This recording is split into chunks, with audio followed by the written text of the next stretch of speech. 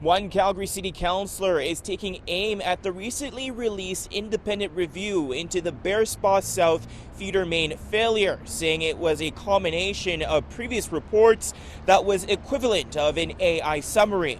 Councillor Jennifer Wyness releasing a statement Sunday evening saying the only new information that was presented to council that came from the review was a recommendation for the city to have its own dedicated water utility department led by a chief operating officer. Administration got the yes votes from the previous council and began work. Hence why we have the drawings for the twinning of the Bearspaw South Feeder Main and have begun work on the North Calgary water servicing option, which has already broke ground and is providing redundancies north to Airdrie. Wyness is alleging the head of the independent review panel, Siegfried Kiefer, is trying to pressure the mayor and council to adopt the report's recommendations without council completing their due diligence after Kiefer wrote an op-ed in Post Media urging council to adopt them. Of all the other reports I've had, none of the leads on it wrote an op-ed.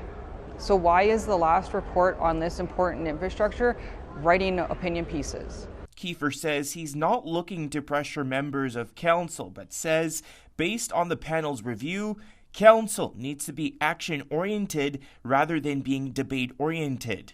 Every repair on this pipeline is costing $40 to $50 million of investment by citizens on a haphazard approach to the system that we are involved in. While another member of council, Councillor Landon Johnston, says he's emailed the city's chief administrative officer to ask if there are other reports that are pressing but haven't been given to council yet, after Kiefer answering a question from Johnston during the panel chair's presentation to council on the independent review, said the panel highlighted high priority action items to city administration back in October. I think it was important to ask that.